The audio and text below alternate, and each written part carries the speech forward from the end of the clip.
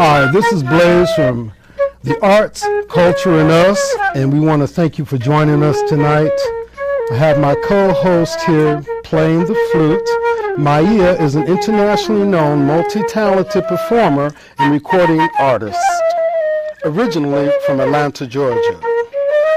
Maia is an accomplished vocalist who is often compared to Sarah Vaughan, Miriam Makeba, and Leon Thomas. Maia is now a resident of Los Angeles, California, with her husband, actor Don Harper. She is proficient on several musical instruments, including harp, flute, piccolo, and vibraphone.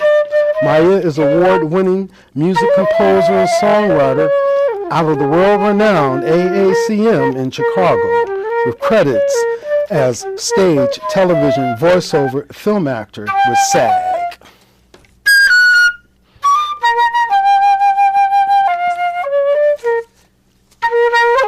And today we'll be talking with Diana Elizabeth Jordan, and what we're talking about is actors with disabilities, and we'll get into that in a moment. To give you a little bit about Diana, The Road Less Traveled by Norman Vincent Peale is one of Diana Elizabeth Jordan's favorite books because she feels the title is a perfect metaphor for her life's journey, experiencing life as an African American living with disabilities of mild cerebral palsy. She has a unique perspective on discrimination and attitudinal barriers that exist in our society. Yet she has had the strength and commitment not to let that stop her from pursuing her passions of being an actor, producer, and activist. She has committed her life to changing perceptions about disabilities and multicultural diversity. And I'm Michael Blaze, your host.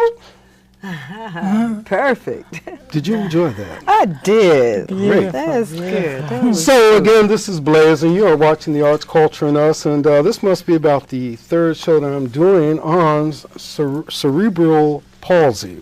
And Diana Elizabeth Jordan here, she's an actress, she's a producer, she's a teaching instructor, she's a coach, she's a motivational speaker, and I'd run out of time if I kept on. Bottom line, she's an exceptional person, and she's here to talk to us tonight about, well, I'm going to let my co-host, now you got your breath back? Yes, I got my breath. Let my co-host, Maia, the talented one, mother of the universe, Maia, why don't you introduce your friend? Thank you, Michael, and thank you again for having me. This is always an honor and a pleasure, but this show is even more special. This is one of my girls. This is my dear friend, Diana Elizabeth Jordan, who is, as you said, an exceptional woman. During this time, you know, that we're celebrating women for Women's History Month. I think it's appropriate to start with someone so amazing as Diana Jordan, who is a testimony to what this life can be. She is, as we said, she is an activist. She is an actor, incredible actor, and she has a disability. And I'd like for you to talk a little bit about this disability and what is PC about CP. Well, thank you, and thank you for that beautiful introduction, and you are my girl, yes. So thank you. Love fest. Yes, cerebral palsy is a neuromuscular and non-progressive neuromuscular disorder that is caused by brain damage to the motor area of the brain. Mm-hmm. It happens within the first 2 years of life, and it affects how a child develops their motor function. So, for example, for me, cerebral palsy affects my speech and my gait. I walk with a slight gait. I have a speech impediment. Explain the gait. Walking. So, for example, when I walk, I walk with a slight limp. Mm-hmm. I have friends who have cerebral palsy who use wheelchairs. Wheelchair. So it really depends. It's very individual. There are some people, I have friends who use a wheelchair but don't have a speech impediment. Mm-hmm. So it's very individual, but it does affect motor skills. It does not affect the intellect. It only affects motor skills, but they can be a range from mild to severe depending on the individual. So one of the things that we've noticed in reading about you and just knowing you, when you talk of the intellect, talk a little bit about your educational background. Well, I grew up, I had a mother who, or parents who wanted me to have the best of everything. So my mother fought to have me mainstreamed in schools from kindergarten on. So you didn't go to a special school? No. You went to school with everybody else? Right, and my mother, that's what my mother wanted for me, and my mother and father wanted that for me. So my mother made sure that I was mainstreamed, and also made sure that the available resources to help me were available, because some of the fine motor skills, like writing,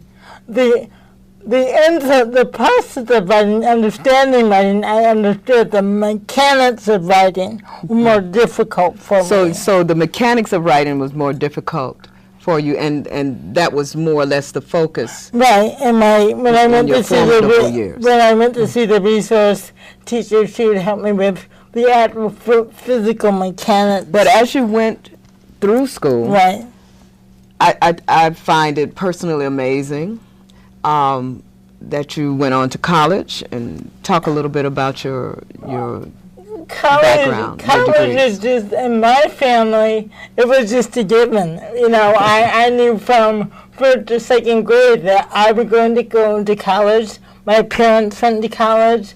Both my grandmothers went to college. My uncles and aunts went to college.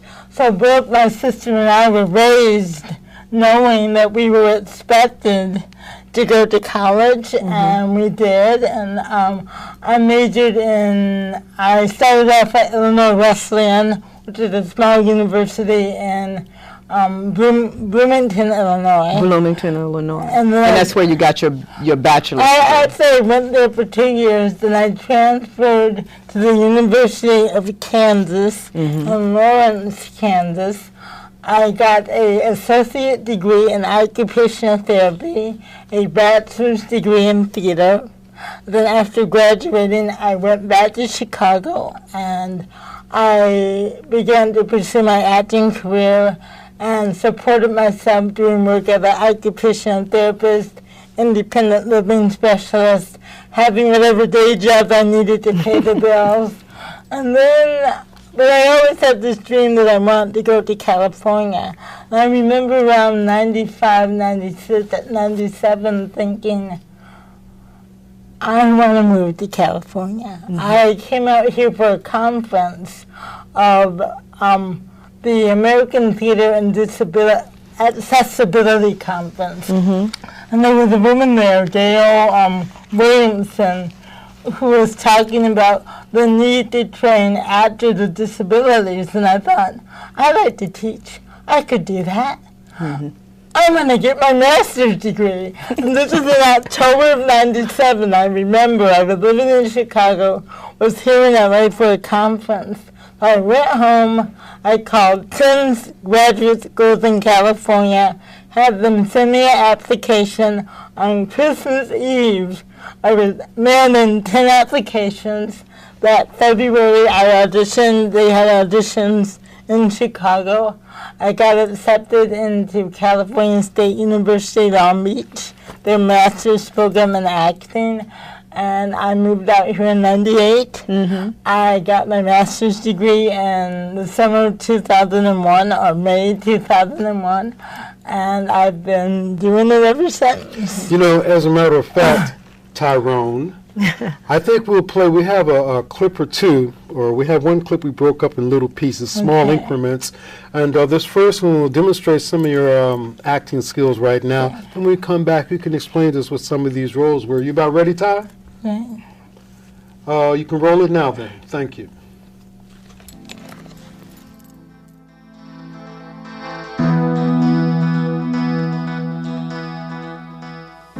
Let's define our tremors, Mom. Yes, you and Dad have been to practically every play I've been in. but you never once told me you were proud of me. Acting is my profession, not my hobby. And if you and Dad are sitting around waiting for me to wake up from some dream you think I've been living, buckle up, because you're in for a long ride. What? You're not waiting for your mother. No, I'm not. I'm waiting for my boyfriend, Peter. He's coming over with his dad. Do you like Peter's dad? I'm trying to, but you'll see. Everything will be fine. You know how I know? No. Because everything is fine. He made death threats about the way in which he would kill them, and they were killed exactly that way. Mrs. Wakefield, there's no evidence to warrant an indictment. Case dismissed. No, the case is not dismissed.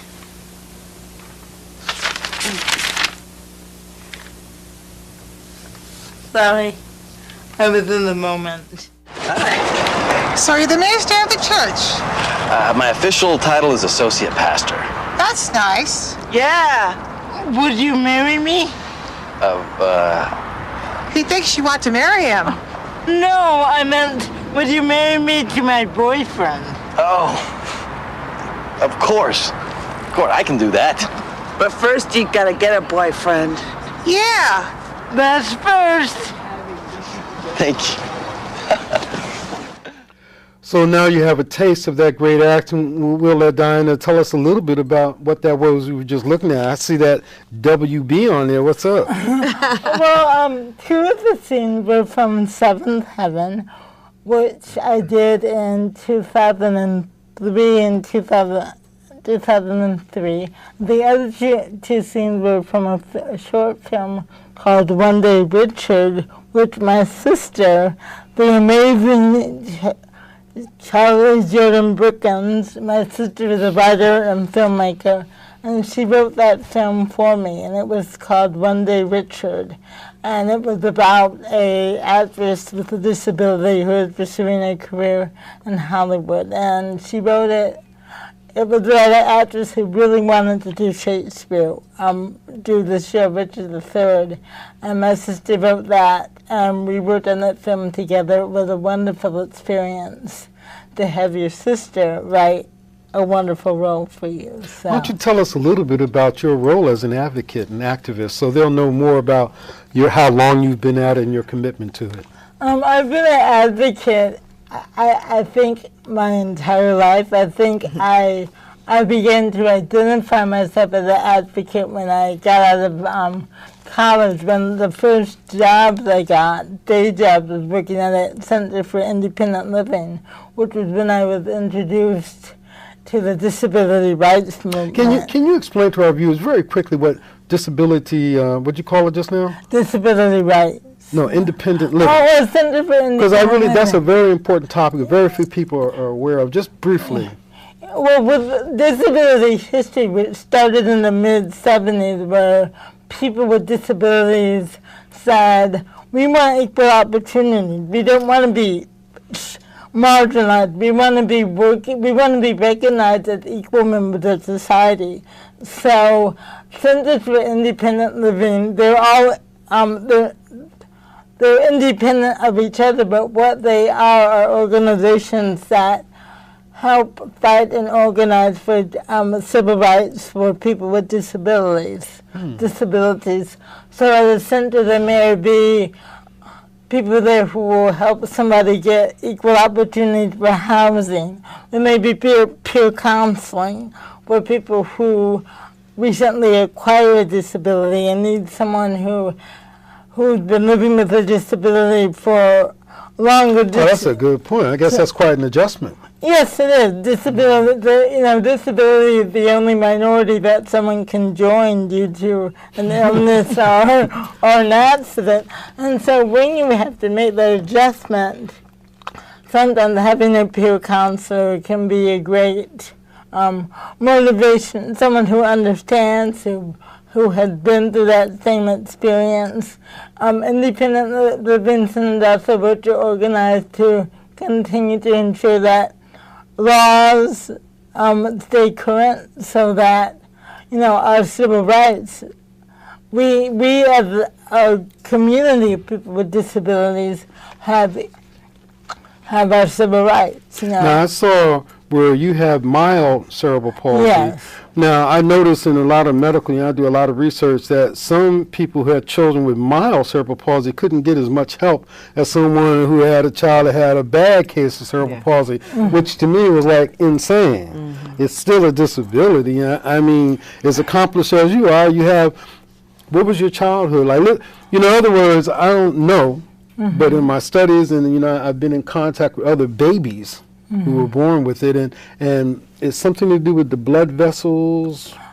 Well, describe that a little bit. How they believe like often at birth this happens. Well, it's brain damage to the motor area of the brain, and that can happen through lack of oxygen. It can happen through some type of head injury, but it happens within the first 2 years of life, and therefore it affects the child's development. That's in the category of developmental disability, as opposed to after the damage occurs after the first 2 years of life. It's considered a traumatic brain injury, and that's how they differentiate the two. Cerebral palsy happens within the first 2 years of life. So, my childhood is interesting because in one way it was a wonderful childhood because I have two very loving parents. I grew up in a very loving home. I always knew that I was loved. I had a younger sister. So in one way, I think if you look at my childhood, it was very idealistic. And, I had the dollhouse and the Barbies, and I think on the surface, I had a great childhood, and I'll admit that. I talked to my best friend Sandy, and we talked about how lucky we were, how lucky I feel, how blessed I feel to have the parents that I did who ensured that I had every opportunity possible to grow. I think your accomplishments is a testimony to that. And not just focusing on the fact that you have a disability, that they did seem to have done everything that they could to make sure that you merged with so-called regular or normal people. They did. I think the flip side is because I was considered different, I was mainstreamed, I was the only kid who had a disability, I felt different. I often heard, what's wrong with her? She walks funny, she talks funny. But that in a way affected my self-esteem as far as feeling that there was something wrong with me, feeling that I was different. I often put a lot of pressure on myself to try and keep up with everybody else instead of just embracing who I was and my own normalcy, if that makes sense. That I don't have to run as fast as my sister or whatever, that what I do is okay in and of itself. And not about sitting around feeling sorry for myself. It's just embracing how my body moves is okay. That is really embracing my voice. This is how my voice sounds. This is my voice. And though I work to be as clear as possible, this is still my voice. This is still my body. And I think it can be seen as just as credible as somebody without a disability. When we use the word normal, I think, well, for people who have cerebral palsy, having a speech impediment, that is normal. Okay. Walking with the gait, that is normal. So the word normal is, I know we have norms in the society. We have What to. is normal? Well, what is normal? What is normal? I mean, normal can be so, for me, people who put piercings all over their face, some people find that, they enjoy that. That, for me, is not something I would ever want to do. So I think normal is a very relative term. Very subjective. It is subjective, and I think we need to be careful, especially when using it around children, because they're so impressionable. I think if we can find a way to make all children, regardless of disability or not, feel special for who they are and the contribution they can make. And that's one thing I hope to do through my work as an actress and being in the public eye. Well, speaking of that, which is so incredibly important, your mission as an activist and helping to shape the perceptions that people have of actors with disabilities. Yeah. Well, one of my missions is to just change perceptions of people with disabilities. That's my mission, both as an actress and through the work I do as an acting coach, working with other actors with disabilities. Tell them how many of your students have gone on to get roles.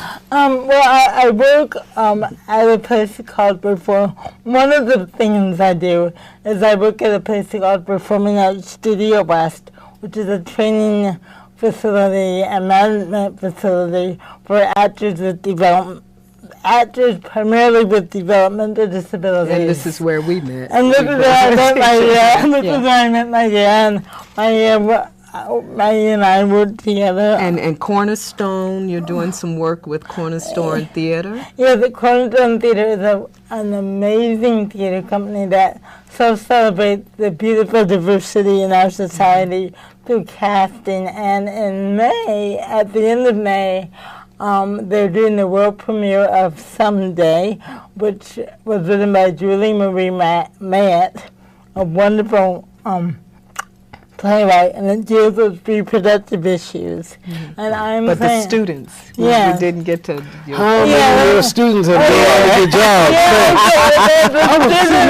I'm sorry, we got it right. Okay. This is quite an accomplishment. How many of your students have gotten?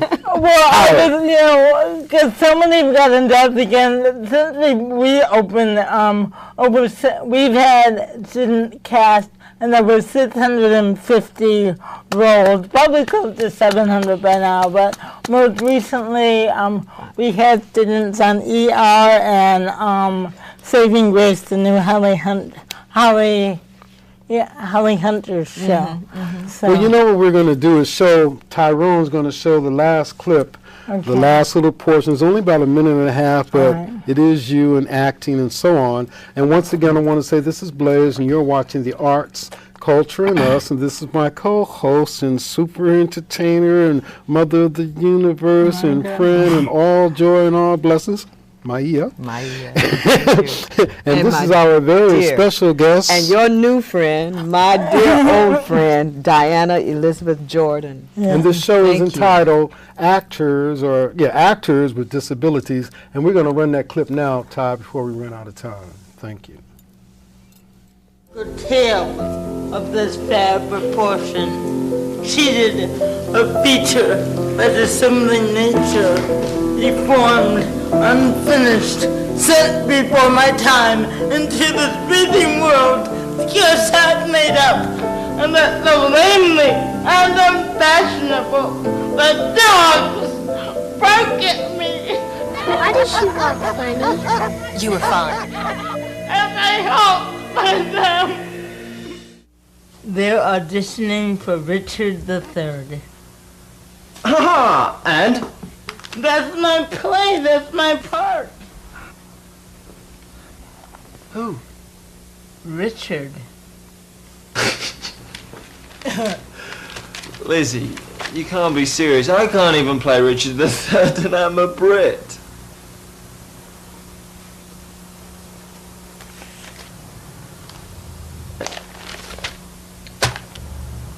I'm sorry, love.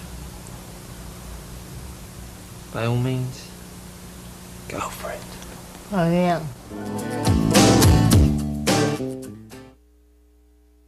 Diana Elizabeth Jordan, once again, we want to thank you very much for being on the show. We're down to about 2 minutes, so I want to, first of all, give you a few moments. Is there something else you wanted to share with us about disabilities, acting, or your future, or what? Just that I really feel that we're in a time when in the entertainment industry, which is really exciting, where we're seeing more and more actors with disabilities being hired, not only to portray characters with disabilities, but also being hired to portray what I call the people in the neighborhood.